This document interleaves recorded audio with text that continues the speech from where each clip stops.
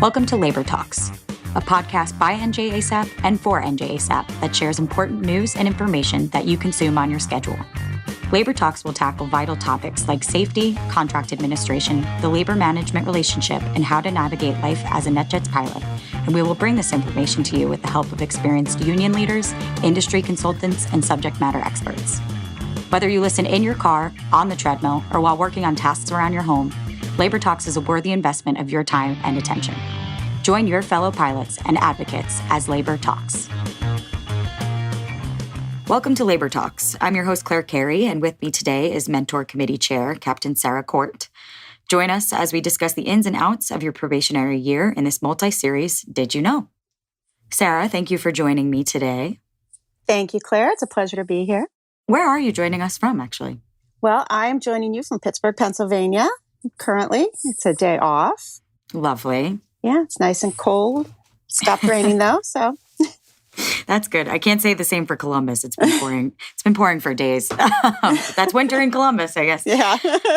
All right, Sara. So this is, episode 1 in our Did You Know series, aimed for our new hires, but also can be enjoyed by our more senior pilots, our longer tenured pilots, in case they need any sort of refresh. But today, let's get into uniforms, let's get into union pins, let's get into the NJASAP online community and let our new members know what they have in store for them at NJASAP and at NetJets. All right, so uniform, day 1 on property, I'm coming in, I imagine, do I have to buy the uniform? Am I given the uniform? How does that work? So you do not have to buy the uniform. You will be given a uniform, and they do a pretty good job in DOC of talking you through the process. The uniforms currently are provided by Brooks Brothers, and you get kind of a uniform kit that will get you started. So it's 2 jackets, 2 pants, 8 shirts, 2 neckties for the female pilots, and I suppose a male pilot who might want it. There is a scarf option, 2 scarf options actually, a pair of epaulettes, an overcoat, a sweater, pair of wings, and the wings are special for the amount of years that you have on property. The assumption is that you will be ordering your uniform, getting sized and ordering your uniform prior to leaving Columbus in your in-dock. Got it. Okay, so basically you get all the basics that you would need. What would your advice be to crew members? Because, we're gone for anywhere from, depending on our schedule, it could be 7 days, it could be 8 days, it could be 5 days on the road, right? Would you say 2 jackets, 2 pants, 8 shirts, is that sufficient to start out with? How do you kind of pack? Yes. And in fact, I don't know very many people who bring 2 uniform jackets on the road. One thing I do is I have 2 sizes of jackets. So I have a summer jacket and a winter jacket based solely on size because I always wear a sweater in the wintertime and I need it to fit under that blazer. So that is one piece of advice. Now it all depends on, how hot and cold you run and whether you're going to be comfortable. The 8 shirts, those should be sufficient. Most people aren't going on more than an 8-day tour. As far as short-sleeved or long-sleeved, that's going to be a personal preference. And 2 pairs of pants is not a ton. That might be the one thing I would supplement. It's not a lot of pants. Now, one thing to keep in mind is that these uniforms are machine washable and dryable. So you don't have to kind of waste that time of having a uniform at the cleaners. I even wash my uniform jacket and dry it. Oh, really? Oh, wow. I've always sent that out, but I never thought to put it in Yes, well, I wash heard machine. that you could do it, and I never trusted it. And then I got pen marks all over the light gray liner, and I thought, it's already ruined. Let's check it out. And it's been working great for me. So, all right. So Sara Cort tested and approved. Yes. But I'll deny that. Oh. I was going to say, depending on how, long people have known you for, that could be a really scary thing. It could be, yes. Okay, so you mentioned 2 uniform pants probably not being sufficient, and I would absolutely agree. Is that something that a new member or any member would have to purchase out of pocket? You do get an annual uniform credit, and that is to kind of supplement replacing items and things like that.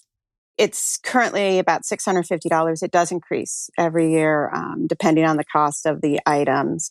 There are also some additional items that can be purchased with your uniform credit or allowance, but they are not mandatory items to have in your uniform. I actually purchased an extra pair of epaulets and wings. Just a month ago, I left my jacket in a plane because we were doing a crew swap and we were in a bit of a hurry. And my jacket is currently in Seattle and I need to call the FBO there and have it sent to me. But thank goodness I had extra pair of wings that I have on my spare jacket. So I'm good to go. Yeah. That's smart. Really sound advice with the blazers. I had never heard that before, and I might introduce that into my uniform kit, a bigger blazer for the winter to fit the sweaters underneath. Are there other winter accessories that a pilot can purchase? Yes, you can purchase, there's a scarf, there's a hat, there are gloves. They match the uniform. They're completely approved. We all have fun pink hats with pom-poms and things like that that we wear at home, but that obviously is not going to fly with the NetJets uniform. Literally and figuratively. Yes. There are actually some earmuffs. I personally don't like them, but everybody else seems to. So those are great. And I can't wear gloves. My fingers get cold. So I have to buy my own mittens. But yes, you have some credit. And I think most people find after the first year, after they kind of get all that there is a decent amount of credit for you to use. Mm-hmm. Absolutely. So, and then for those who are looking to learn more about your uniform allowance, you could check out our collective bargaining agreement, Section 9 uniforms. It gives all the details that Sara and I are discussing. That annual replacement credit is $651.33. And then up to 1/2 of unused replacement credit funds can be rolled over to the following year. And a pilot's total uniform replacement balance cannot exceed $978, which is 1.5 times the annual credit. So that is a decent chunk of change to take care of yourself as you settle into NetJets and figure out what it is you need. So we've talked about uniform clothing and accessories. Am I allowed to wear any? You mentioned pink pom-pom hats. Can I wear pink shoes? You may not wear pink shoes, Claire, as much as, I know Barbie's a big thing this year, but if you have any questions about what shoes are or are not allowed, there's a very easy way to figure that out because NetJets and NJASAP have created a discount with Zappos. It's a 15% discount, and you can reach Zappos app and your discount will automatically apply through Jetstream, through Quick Links. So, and there is a whole list of all of the shoes, boots, all kinds of things that you can wear. Great.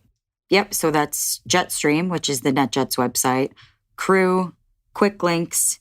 I believe then you can go to Brooks Brothers, and then there's usually a Zappos icon just above that. Yes. Which will take you to the pre-approved shoe selection. And you don't have to buy shoes from that section, I don't think, but it's a good indicator of the types of shoes you can buy. Yes.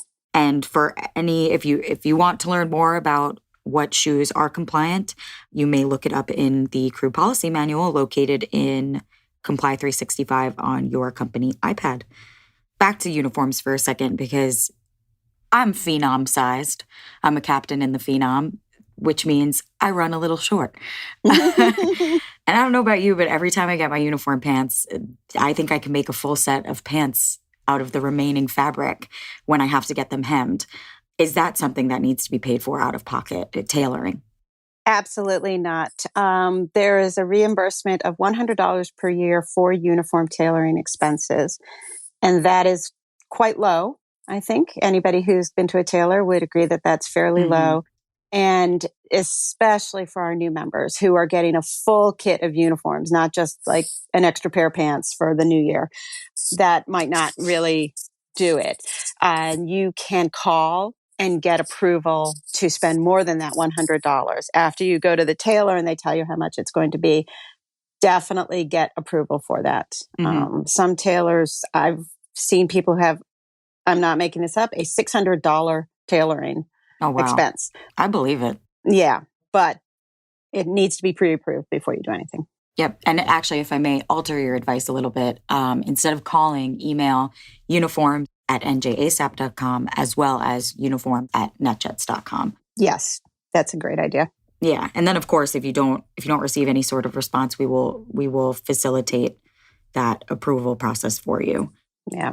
And then I know everyone should have been issued their brand new fancy company Amex cards. Do not pay for a uniform item with the Amex card without approval from the company. And that approval would be received the same way we just mentioned, emailing uniforms@njasap.com as well as uniforms@netjets.com. Yes. And that is also because it may be the first time you are submitting an expense that you paid for something with your Amex card. It's a good time to get used to the idea of itemized receipt. Yeah, that's a good point. And tailors don't tend to be the most sophisticated businesses on the block. So sometimes it's like reading like a doctor prescription. Exactly. Handwritten, yeah. Take the time to request that your tailor give you a nice itemized receipt. Get used to that. You're going to need it for all kinds of things like crew meal deviations and things. Anything that needs to be reimbursed by NetJets, they need a very good, readable itemized receipt. Good point. I feel like we've covered uniforms as much as the uniforms cover us. Yes, ooh, I like that. The one thing I would add, and you will hear this from a lot of people on the road, the new pilots when they get on the road. Quite a few people are not happy with the Brooks Brothers shirts. Yeah. It is possible to find a shirt elsewhere and purchase it using the company Amex. It needs to be pre-approved and it comes out of your uniform allowance. So it is not an additional allowance to purchase shirts. That's good to know. And that's another time when it might be helpful to get in touch with your NJASAP uniform committee just to make sure the first time that you do it correctly. Good advice. All right. So we mentioned our pilot wings, which sit on our jacket. We don't wear them on our shirts. But alongside our pilot wings, we can also wear our union pin. And if you are listening to this before NDOC, you don't know what our union pins look like yet. But if you are listening to this after you've come to NJASAP and received your pin, you'll notice that the pins you receive are square, and the pins that your colleagues on the road who have been here longer than a year are more of a shield shape. Sara, could you explain why that is? Absolutely. So the square pin just designates you as a probationary pilot. Everybody on the road is thrilled to have all of our new crew members joining us, and we want to welcome you properly. Often you might be invited to share a meal with somebody on the road because they know you're a probationary pilot, and that's great because you're not making as much as some of the senior captains. So that's what the square pin is all about. It shows that you are on probation and you're very special to us. Those of us who've been here for longer than a year wear the shield pin, and that's kind of a symbol also of the fact that we want to take care of you, but we want to shield you from a little bit of the difficulties and harshness that you might experience on the road just because you haven't experienced it before and we have. So that's the designation of the shield pin is, and that's what a union's all about, right? Members taking care of each other. Absolutely. And for those of you who don't know, you can once again look up in the crew policy manual, the policy on wearing pins on your uniform. So these are completely approved to wear. They're within company standards and guidelines. We highly encourage that you show your unity and wear that on your blazer lapel. All right. So moving on from uniforms, from pins, we have an NJASAP online community. And once again, for those of you listening prior to NDOC, or this is entirely new, and for those of you listening after your visit to NJASAP, this might just be a bit of a refresher. But Sara, can you tell our members what's available to them online in terms of how to access NJASAP? Sure. We have a website, an NJASAP.com website, easily accessible. When you are a new hire pilot, you will fill out some information when you come to dinner at the union and get introduced to NJASAP for the first time. And then it's usually by Monday of your second week of INDOC, you should have the information you need to sign in. We have a fantastic staff at NJASAP, and if there are any questions, they are there to help you sign in. And that's for the old school people like me. And then we have an app, which is for the new school people like Claire. And they have the same exact information on them, just all kinds of resources, a copy of our contract, which we call an amended agreement. It confuses some people who are looking for contract. It's AA, 2024 AA.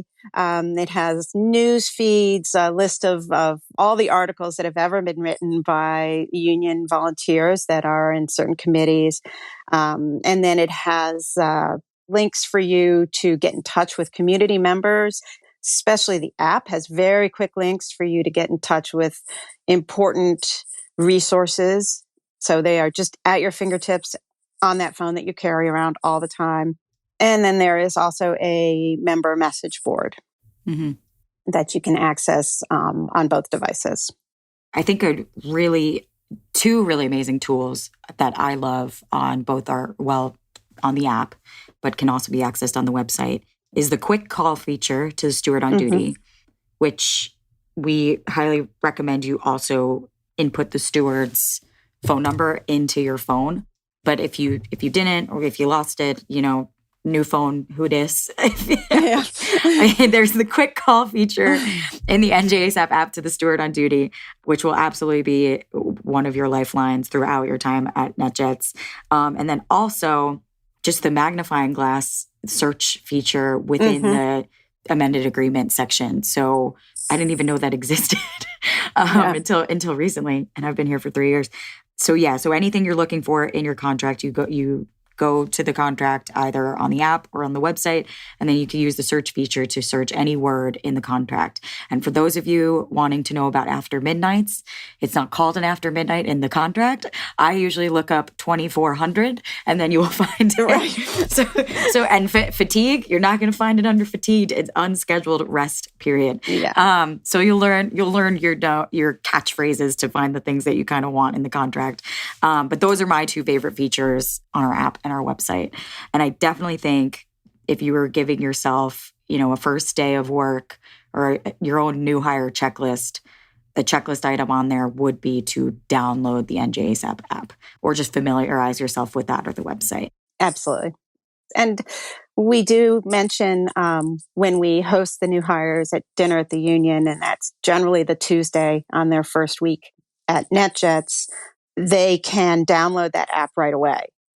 It's on the App Store, so you need to wait for your login information, but you can have it on the phone ready to go, ready for you to log in. So, and one more thing, if I could add about the message board. Social media is social media, and we all know that. And not everybody plays nice every day. So, and NetJets is incredibly complicated, just incredibly complicated. The senior people tend to forget that. I'm reminded all the time because I speak to new hires all the time, and they are continually coming up with questions that I can't answer, and I have to go ask somebody else. So we have a new hire forum on our message board, and people are given access to that for their first 18 months on property.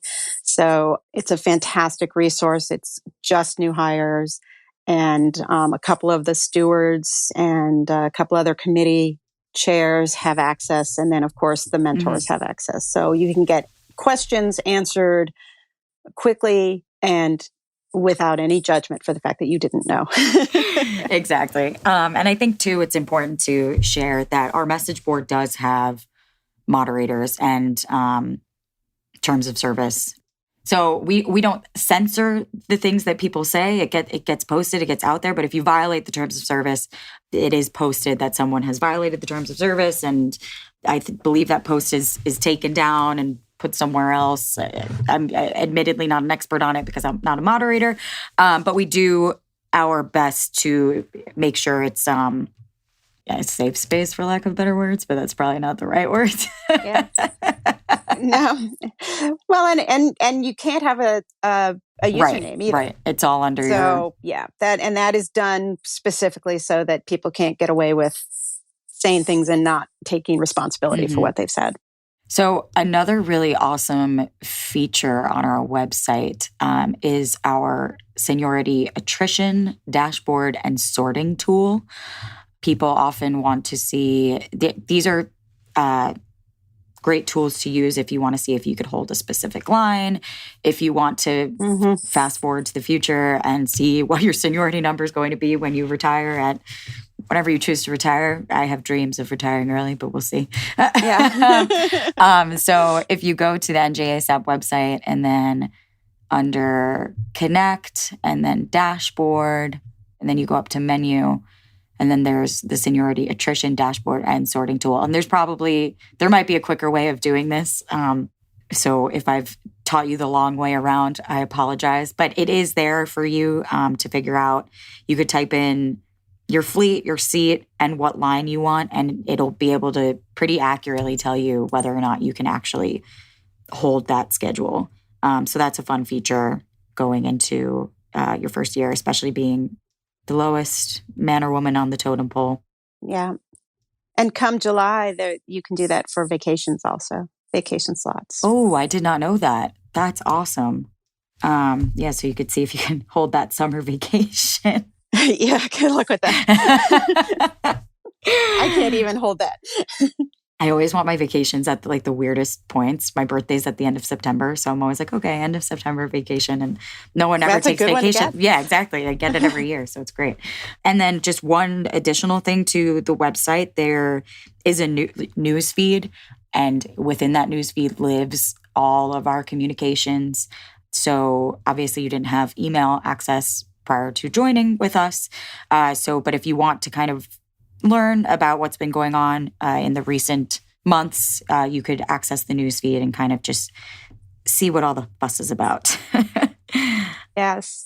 And one thing, we try to do a little bit of a show and tell on our website and app during the dinner. But again, that's the second day on property, and the fire hose is on full blast for the new things. Oh, yes. Our new pilots are learning, and we understand if you forget a lot of what we say. But my advice is, if you're sitting around just waiting for IOE or anything like that, hop on and just go through the committees and just click on them. I don't know if I say JRCC committee, that means nothing, right? Right. Actually, that's the committee that you go to if you think your paycheck's wrong. So that's an important committee. But when you see it on the list, it's, most of them say scheduling or benefits or something.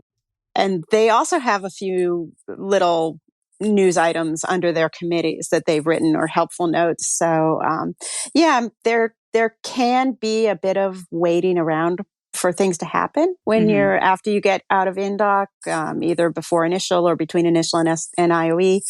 And just looking through the website's a great idea to get familiar with it. Oh, for sure. And not to mention, you mentioned the documents within each committee. So let's say scheduling, for example, if you go to committees and then scheduling under resources and documents, there's a 2024 scheduling quick reference guide that pretty much answers any question you might have when it comes to bidding, aircraft, vacations, PTO.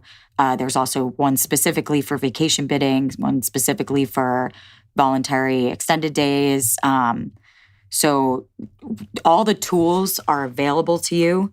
Definitely look for them and utilize them. And then, of course, if you have any remaining questions from that, because it's just sometimes confusing getting used to all the acronyms and the language, and sometimes with the contract specifically reading legalese, obviously contact your mentor or the steward on duty or the committee member or chair to answer any of your questions. But the content and answers are there for you. It's kind of just sometimes a treasure hunt. Yes, it can be. All right. So we discussed uniforms, pins, online community. Sara, you kind of mentioned that our message board kind of functions as social media. And then going back to uniforms and wearing the uniform and representing NetJets and NJASAP in regards to online and in person. Is there any advice that you can give? Sure. There's a document called the Crew Member Policy Manual. I know it is referenced in INDOC. I don't know how much time they spend on it because it's not specific about doing your job. That Crew Member Policy Manual does spell out things like appearance on the road. So that's going to include your uniform, how you do your hair, things like tattoos being covered, things like that. As we kind of joked about the pink pom-pom hats and the pink shoes, that if you're wondering why we know you can't wear that, it's because it's in that Crew Member Policy Manual. And then since we spoke about social media, there are also some social media guidelines in that. I know everybody's super excited for the job at NetJets. It's great for a lot of our new hire pilots. This is their first jet, and it's super exciting. And there's no reason you can't post something on your social media that you got a new job. But if you mention NetJets anywhere in your social media, then you are representing the company, and the company feels very strongly about that. So you need to be extremely careful. Read the Crew Member Policy Manual. There are mentions in there about not showing the NetJets tail numbers, not showing your uniform, things like that. Don't video yourself in the cockpit doing pre-flights, certainly not in the cockpit flying.